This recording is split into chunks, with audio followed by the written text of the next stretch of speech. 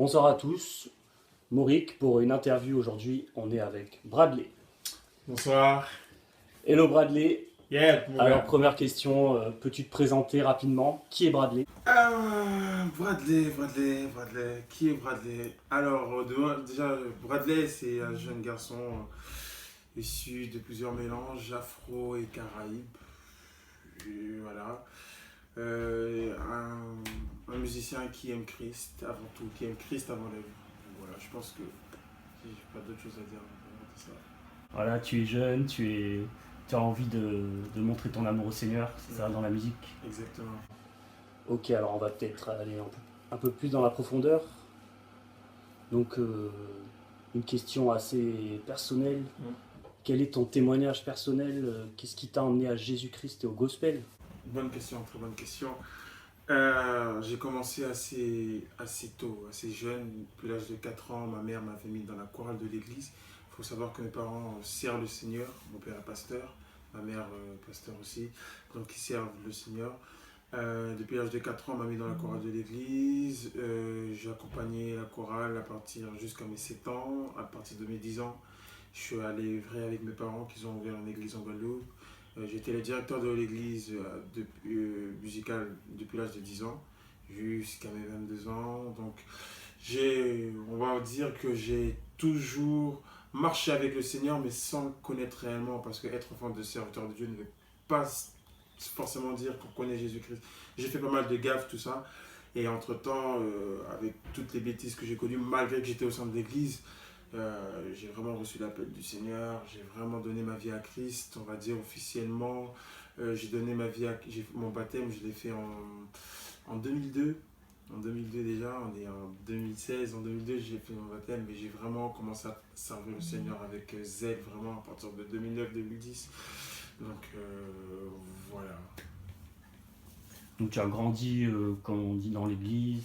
Je suis un church boy. Quel a été voilà, le déclic qui a fait que tu t'es dit là je veux vraiment servir le Seigneur, aller beaucoup plus loin que ce que je faisais auparavant. Des déclic, il y en a pas mal. Hein. Des déclics, il y en a pas mal, mais c'est à partir de la perte de mon grand-père. C'est à partir de la perte de mon grand-père, est-ce que j'étais très proche de mon grand-père, qui repose en paix d'ailleurs. C'est à partir de la perte de mon grand-père, ça a été vraiment un moment très très douloureux. Ça m'a remis en question sur pas mal de choses. Et avec mes différentes situations, dans une situation un peu sentimentale qui a fait que je me suis vraiment tourné vers Jésus-Christ. J'ai arrêté de faire. J'écoutais du gospel, je chantais du gospel, j'étais dans un milieu du gospel, mais j'étais un peu dedans, un peu dehors. C'est là où j'ai vraiment décidé de me focaliser sur l'essentiel, Jésus. Ok, gloire à Dieu. Et donc, pour en revenir donc là, à l'événement qui arrive, à l'actualité, au présent, donc peux-tu nous décrire que va-t-il se passer le 16 juillet? Qu'espères-tu? Que t'attends-tu à vivre? Voilà, nous expliquer en quelques mots. Oh my god. Le 16 juillet, ça va être un moment awesome, ça va être super, ça va être génial, ça va être génial, ça va être le feu. Ça va être le feu. Ça va pas être le feu dans le sens qu'on va on va en mettre plein la vue musicalement. C'est pas ça. Ça va être le feu parce que je suis convaincu que la présence de Dieu sera là, sachant qu'elle est déjà là dans les différents projets de tous les autres artistes de gospel qui est en train de se faire. Mais je suis convaincu que le 16 juillet, ça sera aussi encore une autre dimension, ça sera juste une autre pierre à l'édifice. On s'attend à un moment fort dans la présence de Dieu. On veut faire quelque chose qu'on n'a pas l'habitude de faire. Je pense que sur la scène parisienne, le show est assez présent. Et on veut amener une autre dimension, une nouvelle génération d'adorateurs concrètement. C'est pour ça qu'en fait le thème c'est Worship Experience. Le but c'est d'adorer vraiment dans la présence de Dieu, mais de le vivre en live. Parce que le meilleur moyen de prêcher Jésus, c'est de le vivre en live. Et c'est une invitation à venir expérimenter la présence de Dieu en live. Et je pense que ça va être un moment fort, un moment où on va ressortir tous de là, reboostés dans nos foi et voilà quoi, voilà. Donc, d'après comment tu décris, c'est pas vraiment un concert. Donc comment décrire ça? Est-ce que ça vient d'un côté de tes compositions? C'est bien ça? On appelle ça concert, mais j'aime pas trop le terme concert parce que terme concert ça fait trop chaud. même s'il faut quand même qu'il y ait un petit côté spectacle, mais c'est pas le but.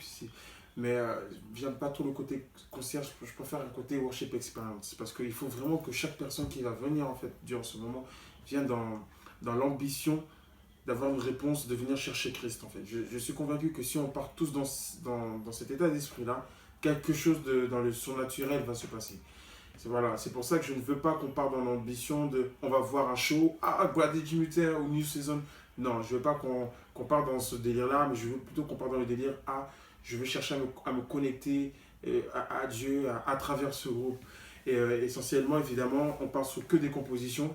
On aura quelques reprises, peut-être 2-3, mais essentiellement que des compositions et des compositions vraiment simples, très simples, pour qu'on puisse adorer facilement, rentrer directement dans la présence de Dieu ensemble.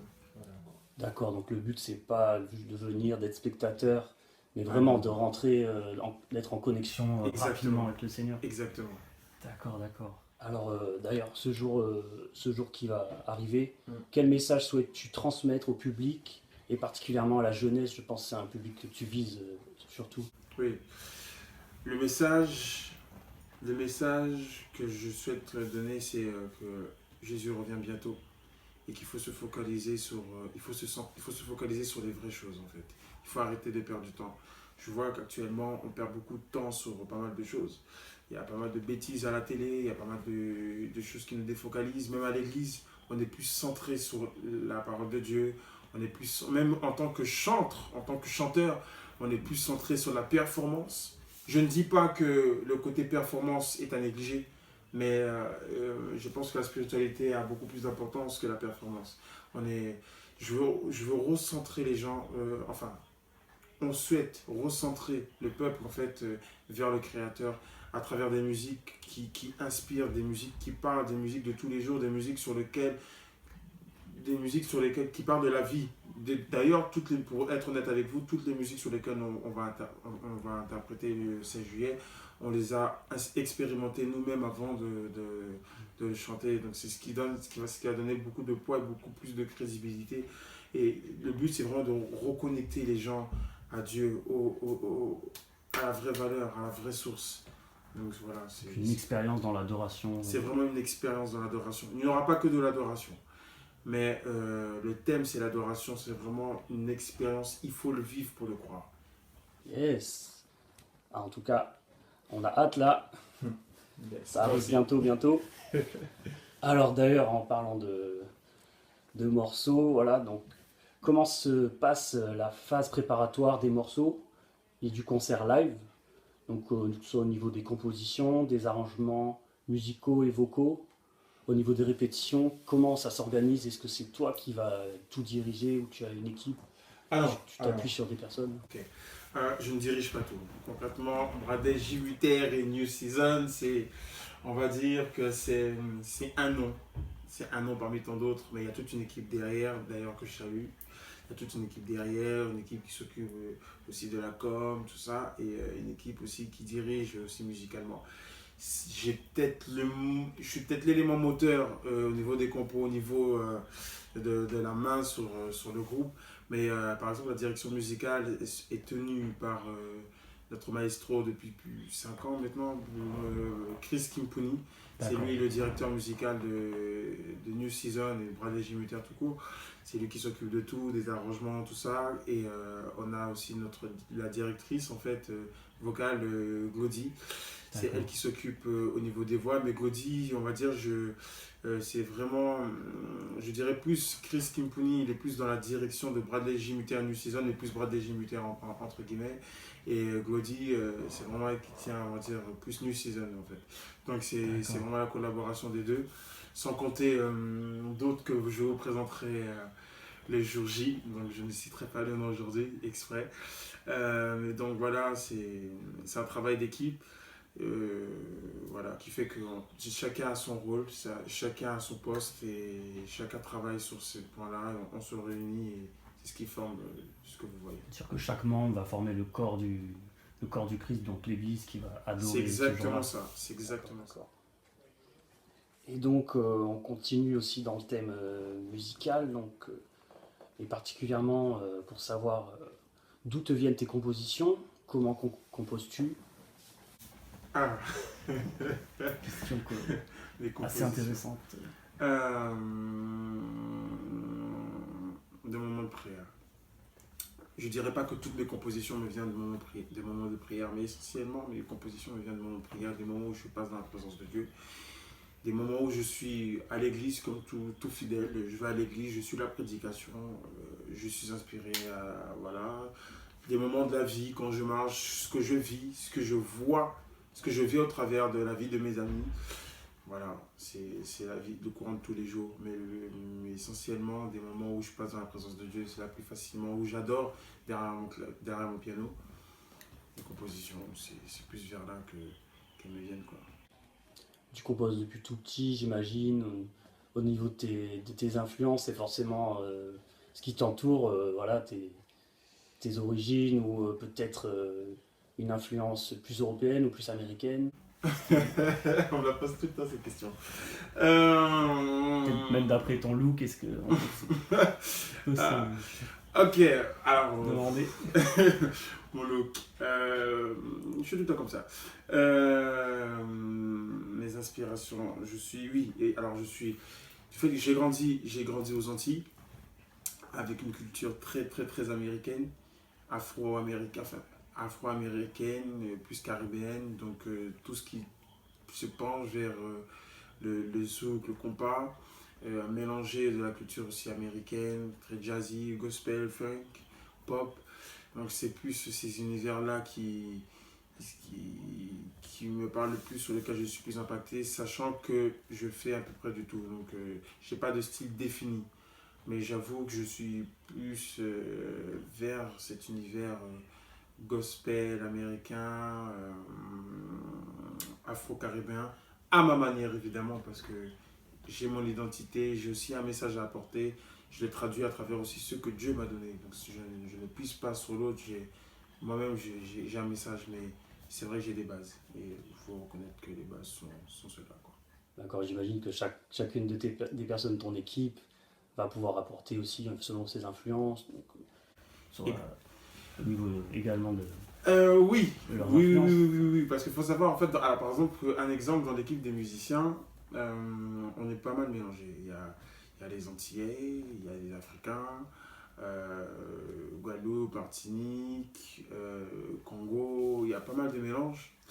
Et c'est ce qui forme, en fait, cette unité. En fait, chacun a reçu quelque chose de la part du Seigneur et chacun cherche à le traduire. Évidemment, c'est cadré. Et c'est pareil dans l'équipe. Dans l'équipe, par exemple, des choristes, vous allez voir, il y a des Antillais, il y a des Haïtiens, il y a des Malgaches. Tout est mélangé. Et c'est ce qui donne cette force. En fait, c'est ça, le peuple de Dieu d'aujourd'hui, on est mélangé. Mais on est peut-être différents, mais on se ressemble tous. On est différents en termes de communauté, parce que je viens de ci, tu viens de là. Mais on est pareil parce qu'on sert tous le même Père, le même Créateur, Jésus-Christ. Et c'est ce qui fait que lorsqu'on s'unit tous ensemble, ben voilà, ça crée cet effet-là. Amen, amen. Voilà, quoi. Bradley, est-ce que tu aurais un conseil à donner à quelqu'un qui se sentirait appelé à devenir leader de louange ou chantre? Voilà, peut-être qu'il y a des personnes qui nous écoutent, qui se sentent peut-être appelées et qui sont encore dans une phase de préparation, de réflexion, qui n'osent peut-être pas se lancer. Ok. Euh, pour se lancer, c'est un grand mot. Pour se lancer. Alors, déjà, de passer du moment dans la prière, d'être sûr et certain que on a bien reçu cet appel, parce que c'est pas un appel, cet appel n'est pas à prendre à la légère, du moins. Ça englobe, oui, on voit le côté scénique, on voit le côté interview, waouh, ou affiche, ça fait rêver. Mais derrière, il y a pas mal de défis, il y a pas mal de challenges, il y a pas mal de montagnes. Il faut être sûr d'avoir les épaules assez lourdes, assez bien formées pour pouvoir supporter tout ça. Donc, pour moi, on se lance pas dans ce genre de domaine si on n'a pas été appris réellement. Parce que servir Dieu nécessite aussi une certaine conduite, une certaine attitude dans la vie. Parce que facilement, on est regardé, ce qui veut dire que ta vie doit refléter ce que tu chantes. Et je ne suis pas parfait, c'est un combat de tous les jours. Donc il faut être sûr d'être réellement appelé. Et comment on fait pour être sûr d'être réellement appelé? C'est dans les moments de prière déjà. Parce qu'on chante du gospel, donc forcément c'est de la spiritualité. Amen, Donc amen. pour moi ça n'a aucun sens de se lancer dans ce genre de choses si on n'a pas reçu l'appel de Dieu, l'aval de Dieu, si on n'a pas entendu la voix de Dieu. Ça n'a pas de sens. Et la voix de Dieu on l'entend de diverses manières. C'est pas directement en dormant où tu dis mon fils, je t'ai appelé. Non, on n'est pas dans les films. Et la voix de Dieu, on l'entend de diverses manières à travers les choses de la vie. On sent que Dieu nous parle. Et c'est important d'être attaché à une communauté. Alors moi j'insiste vraiment sur ce point-là. Avant d'aller chanter, c'est important d'être aussi assis à l'église et d'apprendre la parole de Dieu. Tu as toi-même un leader, Ah bien quelqu'un sûr. qui t'enseigne, un pasteur. Ah bien sûr, aujourd'hui je ne vais pas vous mentir, j'ai la vingtaine, mais depuis ça fait longtemps que Bradley Gimuter concrètement il est là, mais concrètement c'était pas le moment. Le moment, voilà, peut-être le moment était là d'accompagner tel artiste, tel artiste, tel artiste, mais le moment n'était pas venu pour moi d'être devant la scène. J'avais des choses à apprendre, j'avais des choses à apprendre à travers mes leaders, j'avais des choses à apprendre à travers la vie, à travers Dieu, en méditant, en passant par des moments aussi, par de temps de désert. Donc tout ça, c'est ce qui forme en fait. Et c'est ce qui permet que demain, quand on se lève et qu'on donne un message, on est beaucoup plus crédible. Parce qu'avant de le donner, ce message, on l'a vécu nous-mêmes. Donc c'est pour ça aussi, c'est important de s'asseoir aussi et d'écouter les enseignements, ce que beaucoup de nos confrères ne font pas aujourd'hui. Et je trouve ça un peu malheureux parce qu'on chante Jésus-Christ, mais on ne le connaît pas vraiment. Donc pour le connaître, c'est en méditant la parole de Dieu, c'est en allant à l'église aussi également. Tout ça, c'est ce cheminement-là qui fait qu'on arrive ensuite à ce moment-là, comme ça. D'accord, donc vraiment être armé spirituellement et être intègre et authentique dans ce qu'on chante. Que ça Exactement. reflète vraiment. Exactement. ce que Pour l'on moi, dit. c'est des points capitaux, je dirais. Excusez-moi, c'est des points capitaux, sur ça on ne peut pas blaguer. C'est ça et il n'y a pas un autre chemin. C'est ça. Donc demander confirmation, d'être sûr d'être appelé pour ce Sûr d'être appelé et de J'imagine qu'il y a s'entourer de beaucoup bonnes d'attaques personnes. derrière et beaucoup De s'entourer de bonnes personnes. Comme je dis à mon entourage, 90% de l'échec, enfin pour moi, l'échec d'un être humain, 90% est dû à son entourage. Donc c'est important d'être bien entouré. Et surtout si tu sais que Dieu t'a appelé dedans, protège cette vision, garde-la. Garde-la forte, garde-la au fond de toi. Pars avec cette conviction, même si aujourd'hui tu ne vois pas les choses se mettre en place, tu sais que Dieu t'a appelé. Si c'est pas aujourd'hui, ça sera demain, mais ça sera le soleil apparaîtra. Donc forcément, à un moment, ça apparaîtra. Dieu nous donne ce temps-là plus pour nous préparer, parce qu'il sait très bien que là où il va nous amener, dans les sentiers où il va nous amener, les gens vivront la galère. Il y en a qui seront vraiment dans le désarroi, et ça sera le chant que nous allons délivrer qui va provoquer quelque chose. Il faut savoir que lorsque on bénit quelqu'un, de l'autre côté, il y a un ennemi derrière. Et l'ennemi, c'est le malin. Et cet ennemi, il n'est pas content. Donc forcément, il cherchera à nous attaquer sur des points. C'est pour ça qu'il faut être armé de caractère, de prière. Il faut être armé de partout lorsqu'on va dans ce genre de terrain-là. Parce qu'il y a toujours des représailles. Waouh, en tout cas, je pense que ceux qui écouteront cette vidéo seront encore plus impatients de te connaître et de vivre cette expérience le 16. On attend. 16 juillet, notez bien. Le 16 juillet au studio. Donc j'ai encore deux questions importantes également. Donc Bradley, toi qui chante, tu l'as dit depuis des années, qui est musicien également, donc qui est pianiste, donc qui a vécu beaucoup de concerts, beaucoup de temps de louange un peu partout en France et ailleurs. Donc comment perçois-tu le paysage chrétien en France et particulièrement dans le milieu de la musique chrétienne? Quel est ton point de vue aujourd'hui sur ce qui se fait actuellement? Alors déjà, je suis quand même content, je ne vais pas vous mentir, je suis super content, car il y a beaucoup de boulot qui se fait dans le paysage de gospel. Et quand je parle de paysage de gospel, oui, certes, il y a la musique aussi, mais il y a aussi en termes d'enseignement, il y a pas mal de choses qui se mettent en place et c'est vraiment bien. Je tiens à féliciter tout le monde parce que je pense que c'est un travail, déjà de voir même qu'il y a des chaînes gospel en France qui n'avaient pas il y a 2 ans. C'est vrai. Il y a pas mal de choses, les jeunes se lèvent, on a des jeunes pasteurs, tout ça. C'est vraiment, voilà.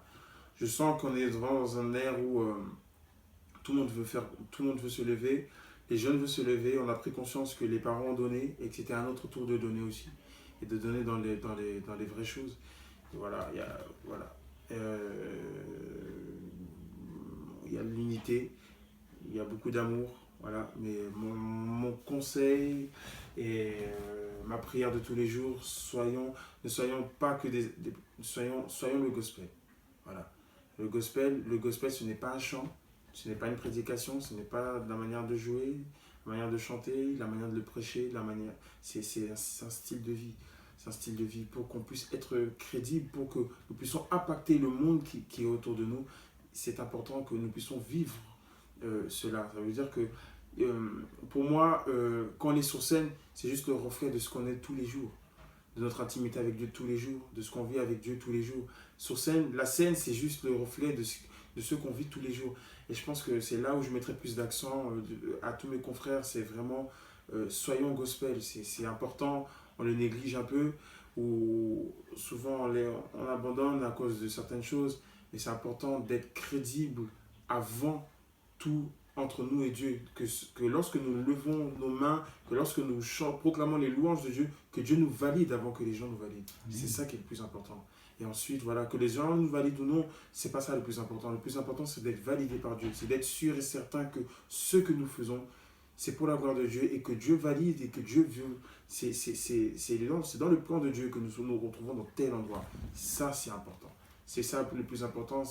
Et je pense que si tout le monde part dans cette dimension-là et part dans cette logique-là, les choses prendront encore plus d'ampleur en France en termes de musique, en termes de prédication, l'unité, l'amour, tout ça, ça va se suivre. Amen. Si on cherche vraiment à faire ce que Dieu nous a mandaté de faire.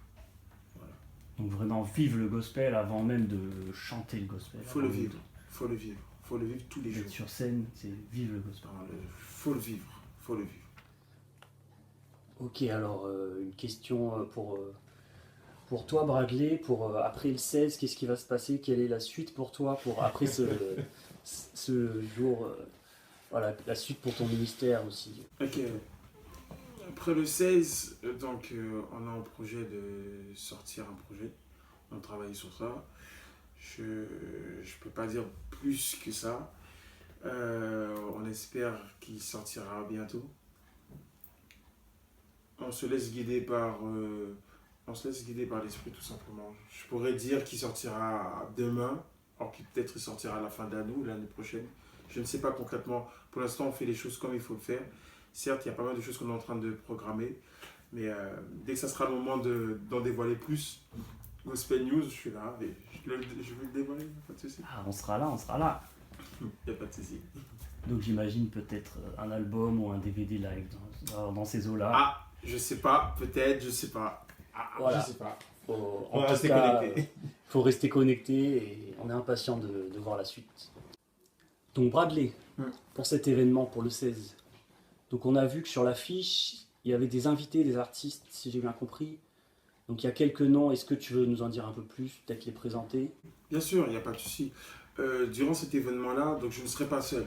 On a reçu vraiment l'appel de mettre en valeur aussi, on va pas mettre en valeur, mais mettre à l'honneur certains de nos aînés. Il y en a pas mal, hein. Il y en a d'autres, on a appelé certains d'entre eux, mais ça ne veut pas dire que c'est eux mais voilà quoi. Et on sera avec eux comme premier guest Patrick Bonhomme, qui fait un excellent boulot avec Mina, c'est un grand frère pour moi. Voilà, j'ai beaucoup de respect, Patrick Bonhomme, Ricardo. Ah oui. Ricardo, wow. C'est vraiment un ami, un pasteur, un frère, c'est vraiment un grand pour moi, avec qui je travaille tous les jours. On sera avec Heredia Kofi, l'un des leaders d'Onzapway, c'est mon frère concrètement. Sabrina Alexandre aussi, ma grande sœur, avec qui je travaille tout le temps. C'est vraiment des personnes qui partagent vraiment mon intimité en termes de worship avec le groupe. Et voilà, on voulait vraiment partager ce moment-là avec eux, même s'il y en a pas mal d'autres, il y en a pas mal. On sera aussi avec un de mes frères, mais c'est mon meilleur ami d'enfance, Prosper TSB, qui nous accompagne tout le temps. Et la cerise sur le gâteau, pour moi, un de mes amis proches, B. White, Ah oui, qui Be sera, Right. qui sera là aussi. Donc ça sera un moment, ça sera un super bon moment. Il y en aura d'autres Wow. aussi que vous verrez forcément le jour J. Encore quelques surprises alors. Encore quelques surprises. Waouh, en tout cas, ça donne encore plus hâte. Là, je sais pas si vous hésitez encore là. Moi, j'hésite pas en tout cas. Ma place est réservée, c'est sûr. Ok, alors peut-être pour avoir un petit moment un peu plus pour te connaître autrement, est-ce que tu peux nous interpréter un petit morceau qui te vient à l'esprit là? Peut-être. Une chanson, ok, une petite compo qui sera en live, enfin, une petite exclue qui sera pour le jour J. Et alors, Voilà, exclu. une petite exclue. On écoute. Je veux plus de toi, je veux plus de toi, je veux plus de toi, c'est mon désir. Oh, oh, oh, je veux plus de toi, je veux plus de toi. Je veux plus de toi, c'est mon désir. Je veux te connaître, oh, je veux te connaître. Je veux te connaître, c'est mon désir. Si je veux te connaître, je veux te connaître. Je veux te connaître, c'est mon désir. Voilà. Amen. Alright. Alright. En tout cas, je voulais te remercier, Bradley, pour Merci. cette interview et voilà, merci de t'être livré aussi et de t'être livré à ceux qui vont nous regarder. Et donc voilà, on est impatients.